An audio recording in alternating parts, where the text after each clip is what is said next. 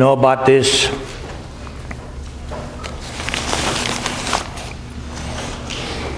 Got a conflict? If so, I need a note. And on the note, I need you to tell me what is the nature of the conflict, email address, your name, of course, and an indication of a 3-period slot within this time frame for this Thursday. As we did for exam 2, we'll make available 3 hours for the exam.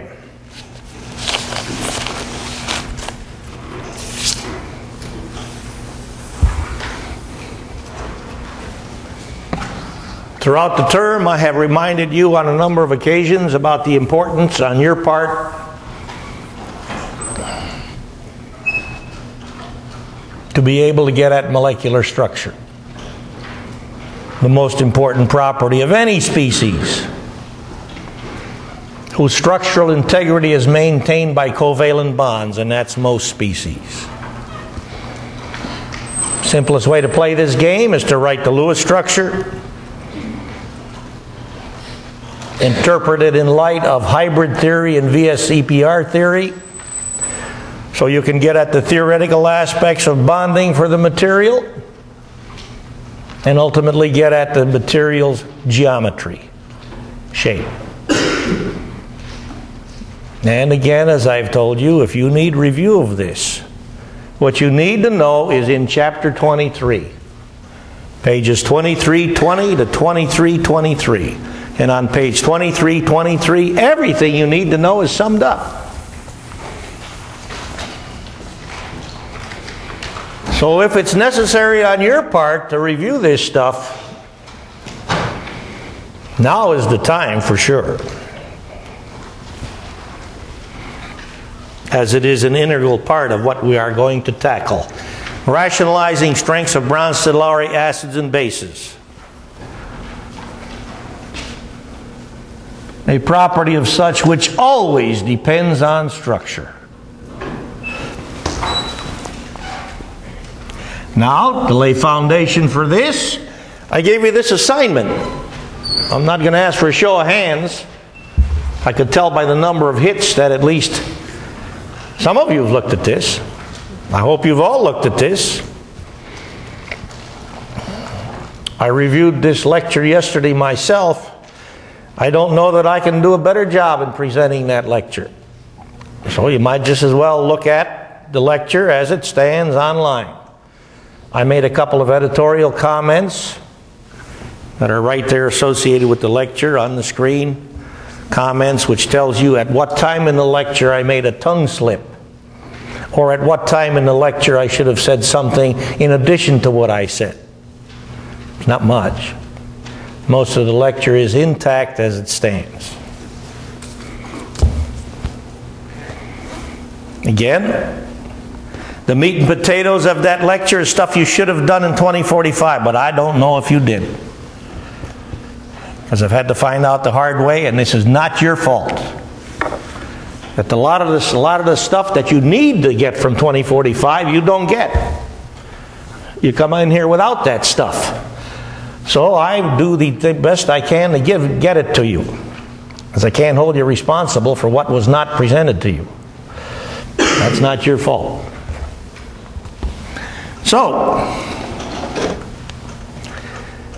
in the main, practically speaking exclusively, the way we will make decisions on strengths of Bronsted-Lowry acids lies in terms of making rational decisions about the effective negative charge density on the conjugate base of the acid. Does that sound reasonable? Because the greater the effective negative charge density of a base, the stronger is the base. So if we've got two different acids, and as soon as we have the acids, then we can write the Lewis structures for the conjugate bases. Can't we? Right? You can do this. And by paying attention to properties of the species, which will be in the main reflected by its Lewis structure, properties which we're now going to consider in detail. You'll be able to assess the effective negative charge density of that base. And as soon as you know what the effective negative charge density is of the base, then you know something about the strength of its conjugate acid. The greater the effective negative charge density, the stronger the base. The weaker the effective negative charge density, the weaker the acid. The greater the effective negative charge density of the base, the stronger the conjugate acid. The weaker the effective negative charge density of the base, the more stable the base, the less reactive is the base. The weaker, therefore, is its conjugate acid. That's it. This, of course, parallels what you see reflected by the information in our acid-base table.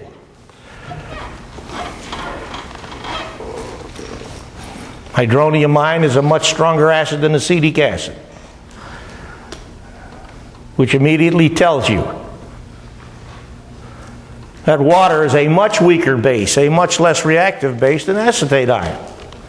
That's why HAC, which is protonated acetate ion, is not as effective as H+ giver as is hydronium ion. You will do a ton of this stuff in organic class. How many of you go in organic class? Aha! I may have told you this before, but I'll tell you again. I've had a good number of former students of mine who have come to me while in organic class or after having gotten through organic class and made statements which said, well, I hated your guts in that 46 class because I never had to work so damn hard. And I'm sitting there smiling because that's music to my ears. That's what the hell you're here for. You're here to learn.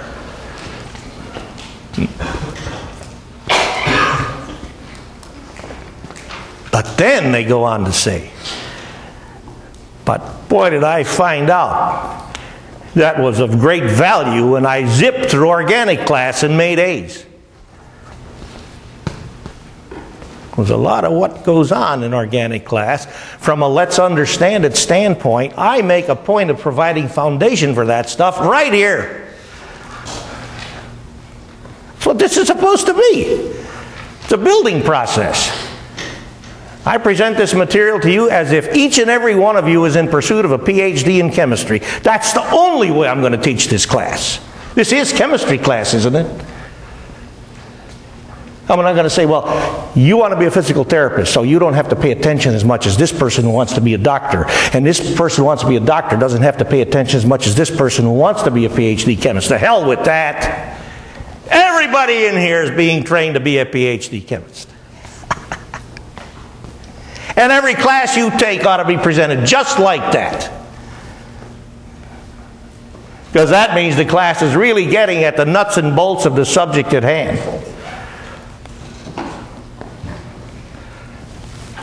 This is quite an attitude I have, isn't it? Well, let's get on with the learning part, because that's where it's at. Never mind the attitudes. Before we proceed to the real nuts and bolts analysis of this, which begins in detail on page 2329, let's go back to 2317-18, where in this vicinity of the notes, you see reviews of this stuff, some of which you'll talk about tomorrow in discussion class, just to make sure you're on top of this. Reviews of stuff that you should have heard about and learned about in 2045. Like electronegativity and electronegativity trends. Now, when I rewrite the notes, I'll put this aspect of electronegativity trends in this section 23A. But right now, it's in the notes on page 2318. Orbital electronegativity. Likely a term you have not heard of before. But you've all heard of electronegativity. So the first thing I ask about this is, can you give me a working definition of electronegativity? And really not give me, can you give yourself? because I know you've all heard about electronegativity in 2045. And we've done some things with electronegativity this term. Now we're going to do a lot more. Do you really know what electronegativity means, what it's all about? Electronegativity is a measure of the ability of a covalently bound atom, to attract toward itself valence electron density, and in so doing stabilize that valence electron density. What I just told you is in the notes. On page 17, wherever it is, I've talked about electronegativity. Now we're going to see how that plays. But we're adding to that a consideration. The electronegativity of an orbital. This follows from this lecture I wanted you to look at. Question. If you're an electron and you move into an energy level where all of the fundamental orbital types are available for occupancy, SPDF. As things stand, those are the only orbital labels we have, and they are therefore the only electron labels we have. The first such energy level, which has all these orbital types, is energy level number 4. Now on energy level number 4, it is true you have no atoms which have F electrons. So that's already giving you an idea what the answer to this question is. But you have F orbitals. Just like in period 3. Every atom in period 3 has got valence d orbitals, but no atom in period 3 has got valence d electrons. Not the atom all by itself. So let's go back to energy, let's just go to energy level number 3, because rarely is the case that F orbitals and F electrons are part of valence and part of bonding. So let's just pay attention to SPD. You won't find, for example, F orbitals involved in any hybrid schemes you'll ever be asked to consider. Again, we've just given you the reason. F orbitals, F electrons, rarely ever involved in bonding, in valency of atoms. So let's go to energy level number 3. Here you are, Mr. or Ms. Electron. You're going to move into energy level number 3, and you see before the 3s single orbital sublevel a vacancy sign. You see before the 3p 3 orbital sublevel a vacancy sign. You see before the 3d 5 orbital sublevel a vacancy sign. You can go wherever you want. 3s, 3p, 3d. Where do you go? Yes. Where? Yes. Why? More stable. Because you are more stable. And interestingly enough, in that s orbital, on a time average basis, you further from the nucleus than all the other electrons, should they be 3p or 3d electrons in that energy level. That was in this lecture. So why the heck am I more stable if on a time average basis I'm further from the nucleus? Because on the same time frame, I'm also closer to the nucleus. I like these electrons.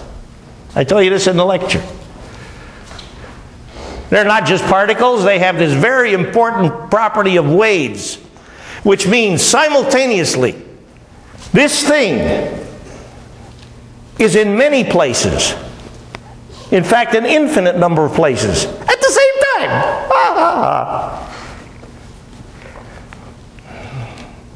I doubt seriously, because this is what the Heisenberg uncertainty principle says, that no matter how hard we try and how hard we think and how much we succeed, scientists will never ever be able to understand exactly how an electron behaves. It's impossible. Because to do this, you have to observe the damn thing. And you can't observe the damn thing without disturbing how it behaves. So its behavior changes as you observe it. That's what Heisenberg says. So what I said in the lecture is, ha ha ha! Little electron 1, smart man 0. Electron wins. I like that. And it just gives us one more reason to realize why our pursuit in science is never ending. The more we learn, the more we'll recognize there is to learn. That's the beautiful part about science. It can wear you out, exasperate you, make you mad as hell, but it'll never bore you. because it's this cone of knowledge. It gets larger and larger and larger and larger. As you learn more, the more you realize there is to learn. That's the best part of it. It's not a closed box. Getting good answers by doing good research, more often than not, develops more good questions than it does generate good answers. That's wonderful. Makes us more aware of what it is that we still need to know or learn about. All right, so we have recognized, because of the far greater penetration ability of s electrons, which means an electron living in an s orbital, compared to p electrons, compared to d electrons for electrons in the same energy level. If you are going to take occupancy in an atomic orbital in a given energy level, you always go to S first, and you always go to S unless S is filled up. And then you go to P. And you don't go to D until P is filled up. And oftentimes you don't even go to D unless if the next S orbital higher energy is available, right? Isn't that what potassium showed you? We're letting this stuff talk to us. That's the best part of it. So with that,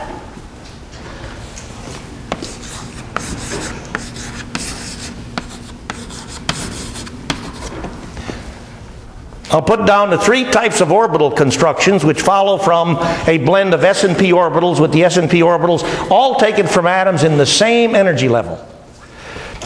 Carbon, for example, shows this kind of hybridization all over the place in its chemistry. We talked about this the other day, sp, sp2, sp3. So if you're an electron and you have an opportunity to move into an sp carbon,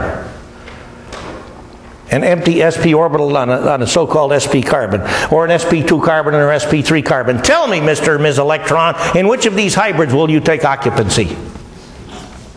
sp, sp2, or sp3? Which one? sp. Why is that true? Why is it more stable? S more stable than P as far as atomic orbitals are concerned. Okay so far? sp hybrid. What percentage of that hybrid is S? 50%. How about sp2? 33 1/3%. How about sp3? 25%. Well, damn it, I'm going into this hybrid, which is greatest in S character, because that's when I'm most stable. Right? We just took and made an extension of what we know about the relative orbital electronegativities of atomic orbitals and applied that to hybrid orbitals. Now if I go to period 3, beside sp, sp2, and sp3, how many more hybrids can I create? Because now I got d orbitals to play with. Beside sp, sp2, and sp3, when I'm in period 3, how many more hybrids can I create? Different types of hybrids. How many? 2. 2? 5. sp3d, sp3d2, sp3d3, sp3d4, and sp3d5. There you have it. It's just a game we play. But this game does an excellent job, if we apply it correctly, if we play it correctly, of fitting with structure and bonding properties of species with covalent bonds. And we're now going to program ourselves to learn how to play this game. All right, I've got 2 molecules here. I want to know which one is to be considered the stronger Bronsted acid. Both of these are very weak acids. I'll start you off with that because, as you might recognize, these are compositionally like ammonia. And ammonia doesn't even behave as an acid in water solution, at least not free ammonia. But coordinated ammonia can behave as a Bronsted acid. More on that later. Even though these are each weak acids, one is stronger in this capacity than the other. Which one is it? What are you going to do first to answer this question? Let's have it.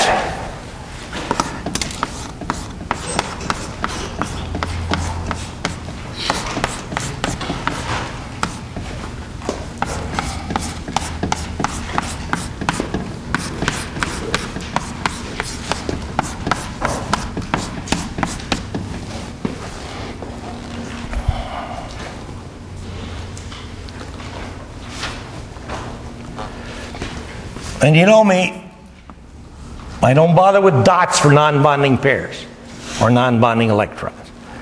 I'll use a dot only if I've got a half-filled orbital, at least in most cases. This takes longer to make the dots.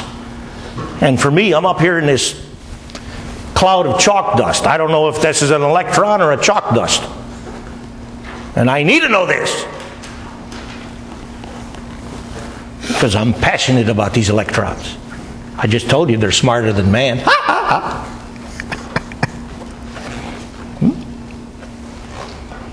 Now then, the pictures tell us the hydrogen atoms in this molecule are electronically equivalent, like all the hydrogen atoms in this molecule are each electronically equivalents of the others. So it doesn't make any difference which H I lose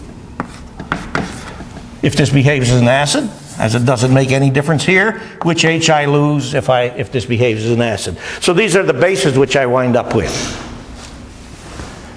And if we're going to play the game of deciding which acid is stronger on the basis of which base is weaker and more stable, we got the bases before us, which base is weaker and more stable.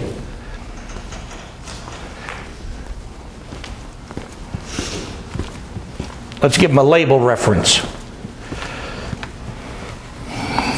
A, B.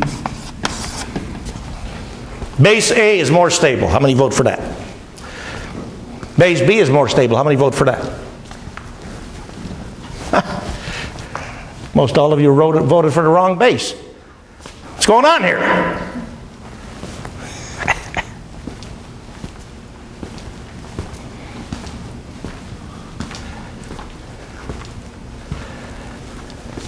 How's this atom hybridized? Same as this atom. How's this atom hybridized? I'm listening. sp2.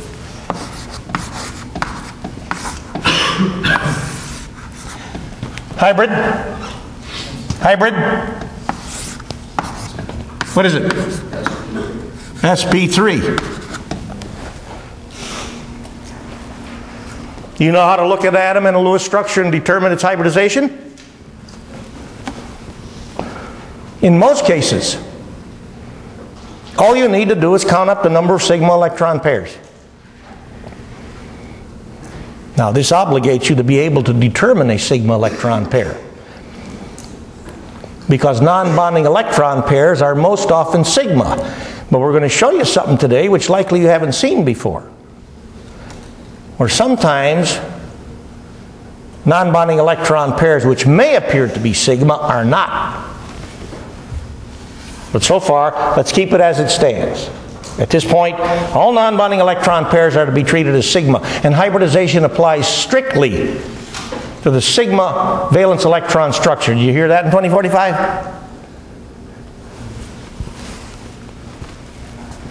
And at each and every bond site, regardless of how many bonds you have, how many of these are sigma bonding pairs? One. At each and every bond site, there is always one and only one sigma bonding pair. There's even an exception to that with compounds that we're not going to talk about this term. I got to let you off the hook someplace. No matter how much I like it, I can't demand that everybody winds up with a PhD from this class. Just half. Okay. One of these pairs is sigma, sigma, sigma. Because at this point we're counting non-bonding pairs strictly as sigma. That means this N is sp2, whereas this N is sp3. So tell me, which of these N's, based on its orbital electronegativity, stabilizes its valence electron density more effectively? A or B? Isn't this sp2? Isn't this greater in S character than sp3? So this is the weaker base, which means this is the stronger acid. That doesn't mean it's strong. It means it's stronger. So now you've seen an example of orbital electronegativity. Let's take a look at one more example.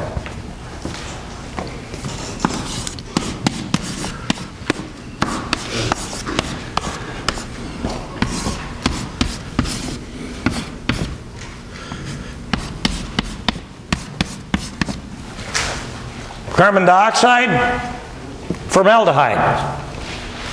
Both, based on Lewis structures, have apparent carbon-oxygen double bonds. This has two, this has one. Are these carbon-oxygen double bonds the same lengths and strengths?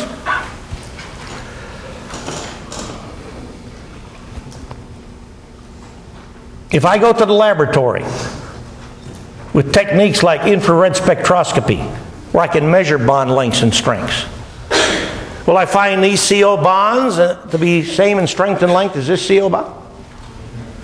If I don't, then one of them is stronger than the other. Which one's stronger? Are these CO bonds shorter and stronger than this CO bond, or is this CO bond shorter and stronger than either of these?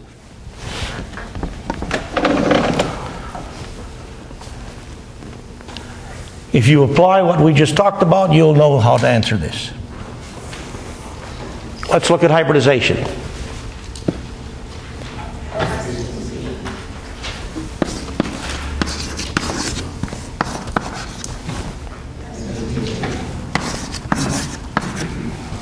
So, because of hybridization, which of these carbon atoms stabilizes bonding electron density more effectively? SP or sp2 carbon? SP. Guess what? If you observe the CO bond lengths and strengths in carbon dioxide, you'll find them to be considerably shorter and stronger than the CO bond, which is a formal carbon-oxygen double bond in the formaldehyde molecule. These are not formal carbon-oxygen double bonds. They're much stronger than carbon-oxygen double bonds. Answer? Ha ha! Orbital electronegativity. How about that? That's it. Now, as we proceed through this stuff, it will become more and more easy for you to use. Because I know you're seeing this kind of stuff for the first time. So you have to talk about it and think about it first so it starts to sink in. So let's get on with the sink-in programming. Page 23, 29. In between 18 and 29, besides this stuff on Lewis structure and whatever have you, there's a bunch of stuff in there about writing Lewis structures for carbon skeleton molecules. And I'm sure on bonus quiz 3 I'll ask you a question about that stuff. It's not hard to deal with, but it's damned important when you're dealing with the job of writing Lewis structures for molecules with multiple skeletal atoms. And of course the most common of such are organic molecules, where you've got carbon skeletons.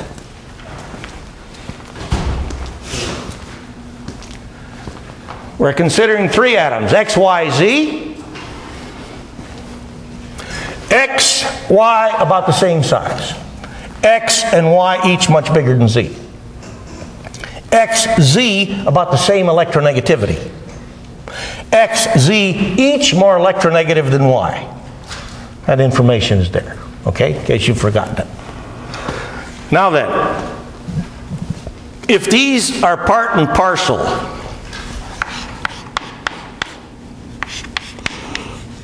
of these molecules, and these molecules each behave as Bronsted acids, then, respectively, when these things do their acid thing, I get X minus, Z minus, and Y minus. Now notice I purposely drawn X minus to be a larger sphere than X, and Z minus to be a larger sphere than Z, and Y minus to be a larger sphere than Y. Right? You learned about this in 2045. When an atom becomes an anion, the size of the anion is a good deal larger than the size of the parent atom from which the anion was derived. Correct? Why is that correct?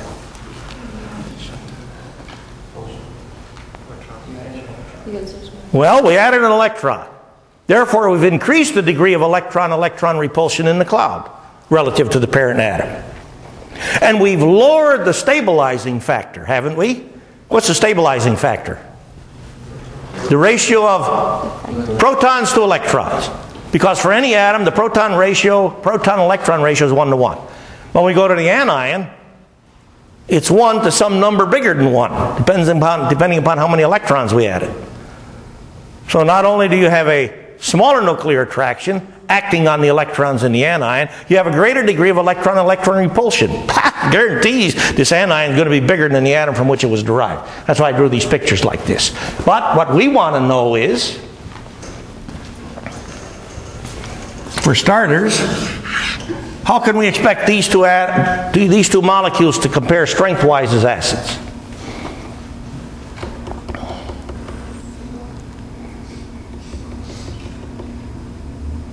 X, Z, about the same electronegativity, but X a good deal larger.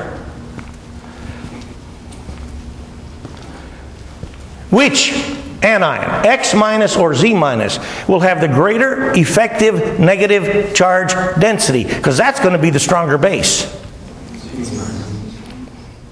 Will Z minus be the one with the greater effective negative charge density? Well, if X and Z are about the same electronegativity, then what we're looking at is size. And if I take a sphere this big, that's neutral, and a sphere this big, that's neutral, and I add an electron to each of these spheres, or a negative charge to each of these spheres, pardon me, because this isn't redox. So we're creating a negative charge on each of these spheres. Well, this sphere gets a little bit larger, this sphere gets a little bit larger, but for the larger of these two spheres, I have 1 unit of minus charge smeared on a much larger surface. How do we assess charge density? Charge to size ratio. Well, the charge to they're each minus 1, so the charge to size ratio has got to be smaller for the larger species, right? Like a minus charge spread on the surface of a basketball versus a minus charge spread on the surface of a, I don't know, soccer ball, softball, whatever you have. Okay? So based on charge to size ratio, given that electronegativities are the same for the parent atoms, this acid compares how to this acid, strength-wise? Which one is stronger? H? Yeah. All right. Now then, let's go to HX versus HY.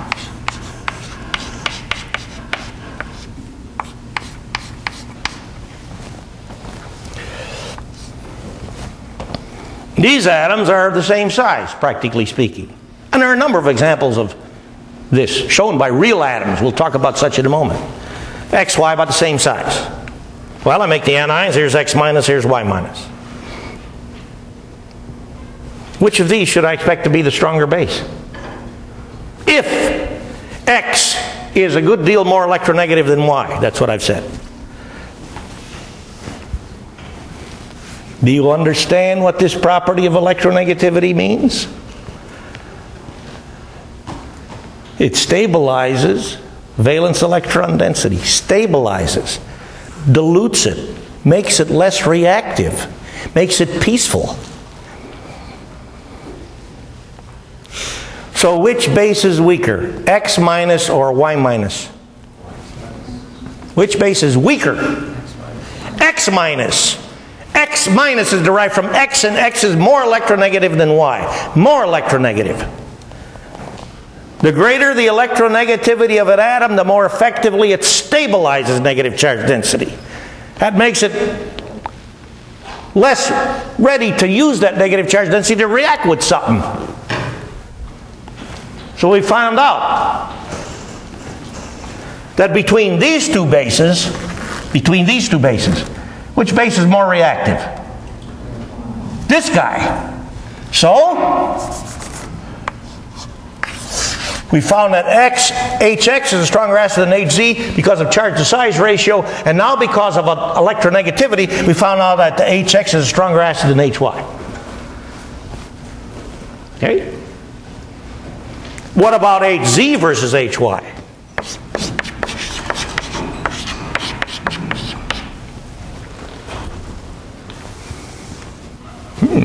Now we're up against it, aren't we? Because based on electronegativity, I will expect HZ to be the stronger acid. But based on charge to size ratio for the conjugate base, I would expect HY to be the stronger acid. Which is it? What's the answer? The answer is, I don't know. And that's an answer that students hate to give in chemistry class or in science class. Because so many damn science teachers give you, the student, the feeling that we scientists are so damn smart we can understand everything. Ha ha ha! We can't even understand the electron. I told you that a while ago, didn't I? The most common right answer in the world of science is today and always will be, I don't know. But that's what inspires us to keep going. Beware of any person who gives you the impression that he or she is capable of providing answers all over the place to all kinds of difficult problems. Because you are dealing with a charlatan, a fake, a phony, somebody who's conning you. Maybe they don't want to con you on purpose, but they believe that stuff and they're wrong. Any fundamental understanding of science will tell you that. And so, we see now, at least from an introduction standpoint, how this game is going to be played. Now let's play the game with real materials.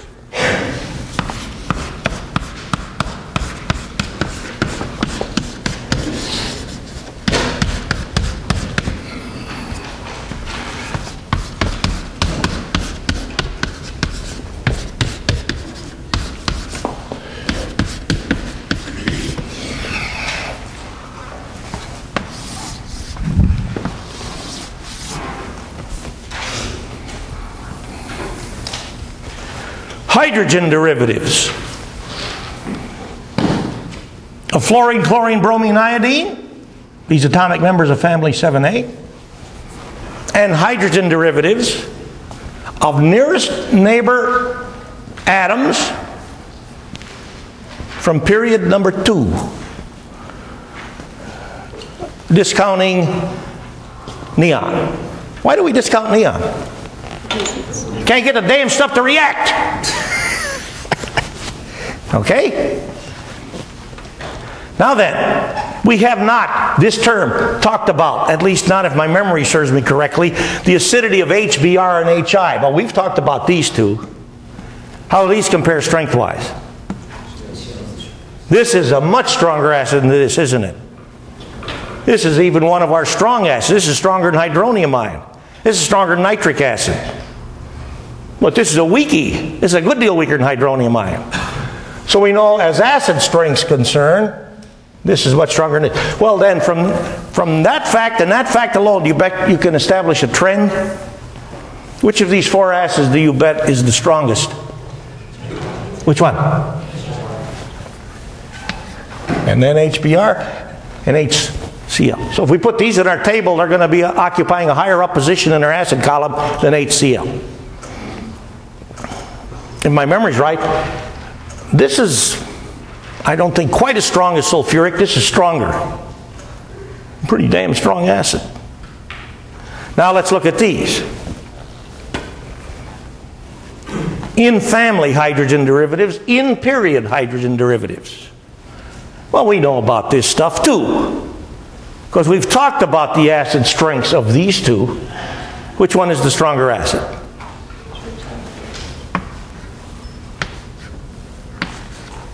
So there's our pattern in acid strengths. Now let's see if we can rationalize.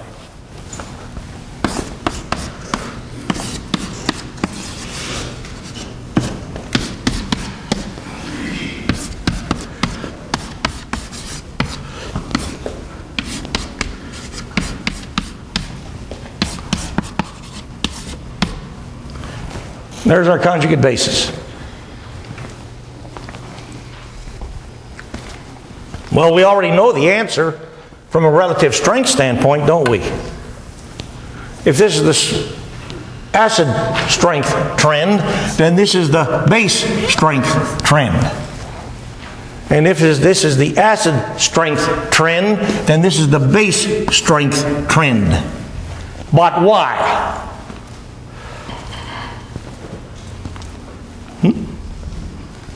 Now then, so far, neglecting orbital electronegativity, so far we programmed ourselves with two fundamental ideas.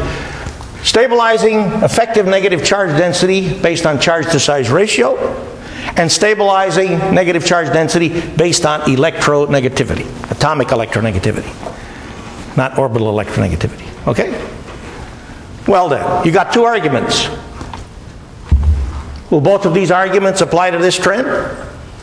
Will both of these arguments apply to this trend? No and no. Let's take a look why.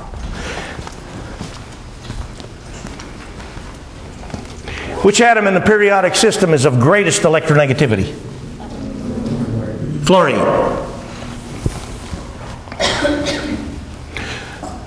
On the Pauling scale, fluorine electronegativity is 4.0. Anybody got a gee whiz idea what the chlorine electronegativity is? What? Chlorine? 3.5. 3.5? Is that what you said? No.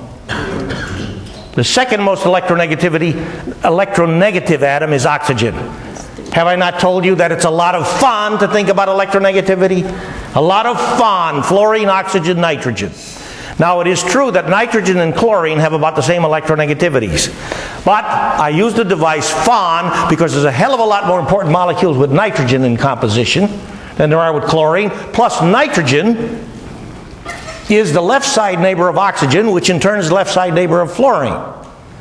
So likely you heard in 2045, if you remember that fluorine is 4.0 electronegativity, and you remember there's a 0.5 fall off as you go right to left, oxygen 3.5, nitrogen 3.0, carbon 2.5, boron 2.0, beryllium 1.5, lithium 1.0, and you should also remember the electronegativity of hydrogen, which is what?